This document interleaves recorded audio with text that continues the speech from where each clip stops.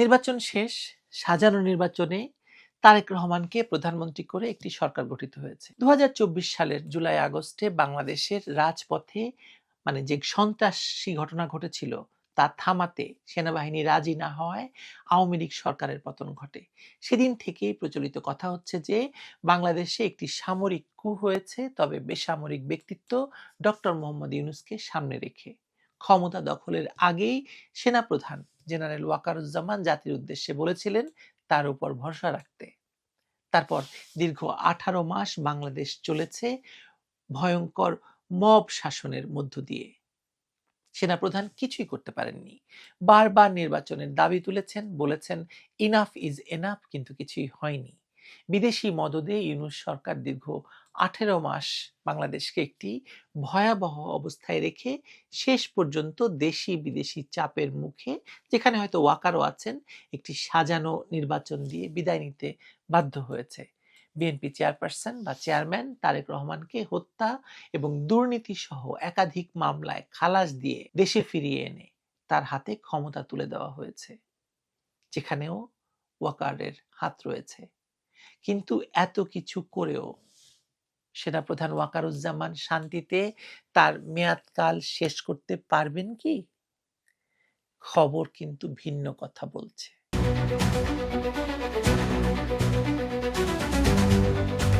নতুন সরকার গঠনের অব্যবহিত পরেই প্রশাসনের শীর্ষ পদগুলোতে যে বড় ধরনের রদবদল শুরু হয়েছে, তা শুধু রুটিন মাফিক প্রশাসনিক কাজ নয়, বরং এই যে ক্ষমতা, এই ক্ষমতাকে নিরঙ্কুশ করার একটি কিউরেটিং প্রক্রিয়া। এই প্রক্রিয়ায় প্রথম বড় ধাক্কাটি এসেছে পুলিশ প্রশাসনের উপর। পুলিশের মহাপরিদর্শক বা আইজিপি পদ থেকে বাহারুল আলমকে সরিয়ে দেওয়ার সিদ্ধান্ত এবং তাকে ঘিরে সৃষ্ট বিতর্ক প্রশাসনের অন্দরে অস্থিরতার স্পষ্ট ইঙ্গিত দিচ্ছে। স্বরাষ্ট্র মন্ত্রণালয় ও পুলিশের একাধিক সূত্র নিশ্চিত করেছে যে বাহারুল আলমের বিদায় ঘণ্টা আসলে বেজে গেছে। তাকে একটি বিদায়ী সংবর্ধনার মাধ্যমে সরিয়ে দেওয়া হচ্ছে। তার বিদায়ের প্রেক্ষাপটটি বেশ নাটকীয় এবং বিতর্কিত।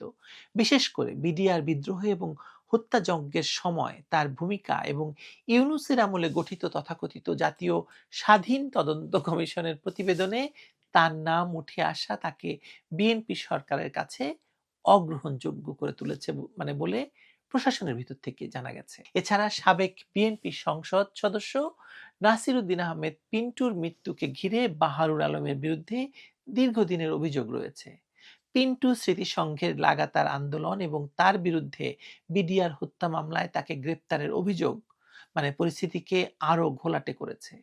বিদায় লগ্নে কর্মীদের বা সহকর্মীদের উদ্দেশ্যে চার্লস ডিকেন্সের বিখ্যাত উক্তি উদ্ধৃত করে বাহারুল আলম যে বার্তা দিয়েছেন সেটি এরকম যে এটি ছিল শ্রেষ্ঠ সময়, এটি ছিল সবচেয়ে খারাপ সময়। তা আদতে গত ১.৫ বছরে প্রশাসনিক বিশৃঙ্খলা এবং আস্থার সংকটেরই প্রতিচ্ছবি আসলে। বিগত অন্তর্বর্তীকালীন সরকারের প্রধান উপদেষ্টার বিশেষ সহকারী খোদা বক্স চৌধুরীর সুপারিশে নিয়োগ পাওয়া এই কর্মকর্তার বিদায় মূলত পূর্ববর্তী প্রশাসনের অবশিষ্ট প্রভাব মুছে ফেলার চেষ্টা হিসেবে দেখতে হবে, বা দেখছেন অনেকেই। পুলিশের শীর্ষ পদে এই রদবদলের পর স্বাভাবিকভাবেই যে প্রশ্নটি অনেকেই তুলতে শুরু করেছেন তা হলো, আইজিপির পর এবার কি তবে সেনাপ্রধান জেনারেল ওয়াকারুজ্জামানের পালা? বিএনপি সরকারের ভেতরে এবং বাইরে দলটির নীতি নির্ধারণী মহলে জোর গুঞ্জন চলছে যে বর্তমান সেনাপ্রধানকে তার মেয়াদ শেষ হওয়ার আগেই অব্যাহতি দেওয়া হতে পারে। জেনারেল ওয়াকারুজ্জামানের নিয়োগ হয়েছিল আওয়ামী লীগ সরকারের সময়ে, যা বর্তমান ক্ষমতাসীনদের কাছে অস্বস্তির কারণ। বিএনপি পন্থী রাজনৈতিক এবং সুশীল সমাজের একটি অংশ বা বড় অংশ মনে করে যে যদিও আগস্টে বা 5ই আগস্টে আওয়ামী লীগকে ক্ষমতাচ্যুত করায় ওয়াকারুজ্জামানের ভূমিকা ছিল উজ্জ্বল, তবুও তার উপর জামায়াত বা আওয়ামী লীগের প্রচ্ছন্ন প্রভাব থাকতে পারে। জামায়াত বর্তমানে বিএনপির প্রধান রাজনৈতিক প্রতিপক্ষ, সেই হিসাবে বিবেচিত হওয়ায় বিএনপি সরকার সামরিক এবং বেসামরিক প্রশাসনে গুরুত্বপূর্ণ পদগুলোতে এমন কাউকে রাখতে চাইছে না যার সঙ্গে বিএনপির আদর্শিক দ্বন্দ্বের বিন্দুমাত্র ঘাটতি থাকতে পারে, এমন কাউকে পদে রাখতে চাইছে না। নিরাপত্তা বিশ্লেষকদের অনেকেই বলছেন যে সেনাপ্রধানের পদ পরিবর্তন কেবল একজন ব্যক্তির পদ পরিবর্তন নয়, এটি দেশের সামরিক নীতি এবং নিরাপত্তা ব্যবস্থায় বড় ধরনের প্রভাব ফেলতে পারে। সেনাবাহিনীর ভেতর থেকে বিএনপি বিরোধী বা বিগত সরকারের অনুগত কোনো প্রভাব বলয় যাতে সক্রিয় না থাকতে পারে, সেজন্যই এই পরিবর্তনের তোড়জোড়। যদি শেষ পর্যন্ত জেনারেল ওয়াকারুজ্জামানের অপসারণ ঘটে, তবে পরবর্তী সেনাপ্রধান কে হবেন তা নিয়ে সামরিক এবং রাজনৈতিক মহলে শুরু হয়েছে চুলচেরা বিশ্লেষণ। 2024 সালের 24শে জুন দায়িত্ব নেওয়া জেনারেল ওয়াকারের মেয়াদ 2027 সাল পর্যন্ত থাকলেও বর্তমান রাজনৈতিক বাস্তবতায় সেই সময়সীমা অর্থহীন হয়ে পড়েছে। জ্যেষ্ঠতার ক্রম এবং রাজনৈতিক সমীকরণ মিলিয়ে পরবর্তী সেনাপ্রধান হিসাবে বেশ কয়েকটি নাম আলোচনায় রয়েছে। জেনারেল ওয়াকারের ব্যাচমেট বা সমসাময়িক জ্যেষ্ঠ কর্মকর্তারা অনেকেই, যাদেরকে ইতিমধ্যে অবসরে পাঠানো হয়েছে, কারো বিরুদ্ধে মামলা চলছে, কাউকে শাস্তির আওতায় আনা হচ্ছে। ফলে জ্যেষ্ঠতার ভিত্তিতে পরবর্তী সম্ভাব্য নাম হিসেবে উঠে আসছে লেফটেন্যান্ট জেনারেল শামীমের কথা। তালিকার পরবর্তী নামগুলো মূলত কনিষ্ঠ কর্মকর্তাদের, যারা আওয়ামী লীগ সরকারের পতনের পর দ্রুত পদোন্নতি পেয়েছেন। এদের মধ্যে লেফটেন্যান্ট জেনারেল কামরুল হাসান এবং বর্তমান কোয়ার্টার মাস্টার জেনারেল বা কিউএমজি জেনারেল ফয়জুর রহমানের নাম বিশেষভাবে আলোচিত হচ্ছে। এছাড়াও লেফটেন্যান্ট জেনারেল মইনুর রহমানের নামও শোনা যাচ্ছে। সেনাপ্রধানের বিদায়ের এই গুঞ্জনের পেছনে কেবল বর্তমান সরকারের ইচ্ছা নয়, বরং বিগত অন্তর্বর্তীকালীন সরকারের বা ইউনূস সরকারের সময়কালের কিছু স্পর্শকাতর ভূরাজনৈতিক এবং অভ্যন্তরীণ দ্বন্দ্বের ইতিহাসও জড়িত। গত 18 মাসে ডক্টর মোহাম্মদ ইউনূস এবং সেনাপ্রধানের মধ্যকার সম্পর্ক নিয়ে গণমাধ্যমেই যা প্রচার হয়েছে, পর্দার আড়ালের ঘটনা ছিল তার সম্পূর্ণ বিপরীত। তথাকথিত অনুসন্ধানী সাংবাদিকতা যা প্রকাশ করতে ব্যর্থ হয়েছে তা হলো নির্বাচন এবং রোহিঙ্গা ইস্যুতে মানবিক করিডোর স্থাপন নিয়ে সেনাপ্রধান এবং প্রধান উপদেষ্টার মধ্যে তীব্র মতদ্বৈধতা ছিল। তা তুঙ্গে উঠে যায় যখন সেনাপ্রধানের মাথার উপর একজন নিরাপত্তা উপদেষ্টাকে বসানো হয়, যিনি মার্কিন নাগরিক। মার্কিন যুক্তরাষ্ট্র এবং জাতিসংঘের চাপে রাখাইনে মানবিক করিডোর চালু এবং মানবাধিকার বিষয়ক হাইকমিশনারের অফিস স্থাপনের নামে বিদেশি সামরিক উপস্থিতির যে পরিকল্পনা করা হয়েছিল, তা দেশের সার্বভৌমত্বের জন্য হুমকি হিসেবে দেখেছিলেন সেনাপ্রধান। ডক্টর ইউনূস চেয়েছিলেন দীর্ঘমেয়াদে ক্ষমতায় থেকে এই আন্তর্জাতিক এজেন্ডাগুলোর বাস্তবায়ন করতে, যার জন্য সেনাপ্রধানের সমর্থন জরুরি ছিল। কিন্তু জেনারেল ওয়াকার রোহিঙ্গা প্রত্যাবর্ষণের আগে কোনো করিডোর স্থাপনে রাজি হননি এবং দ্রুত নির্বাচনের পক্ষে অনড় অবস্থান নিয়েছিলেন।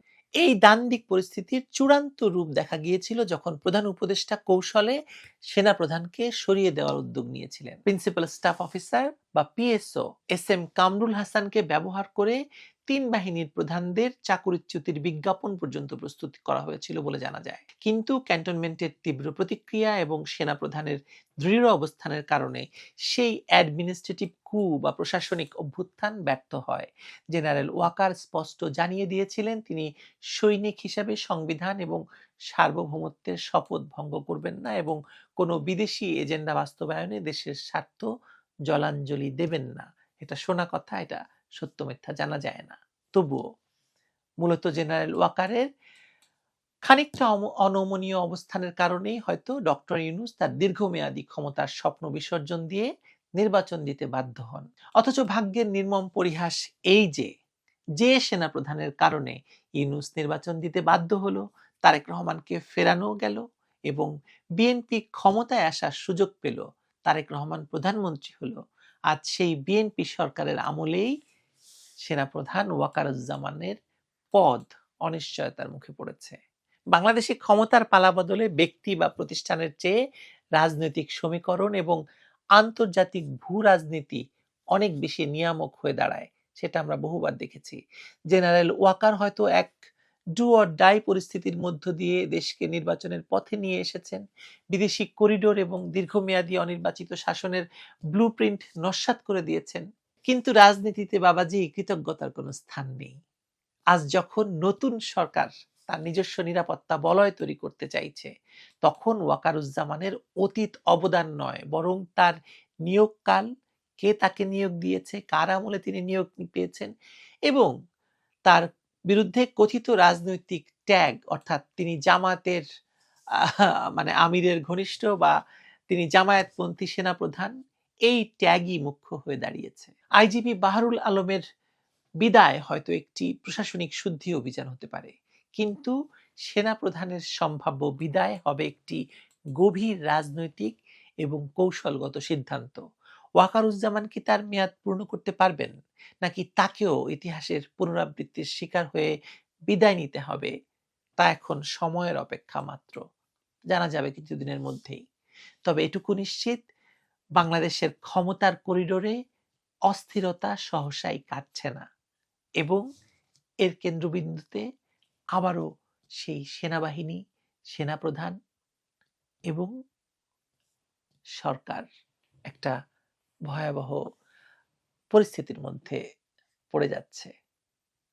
দেখা যাক কে কাকে কেটে টিকে থাকে, কে কাকে কেটে বেরিয়ে যেতে পারে। ভালো থাকবেন সবাই।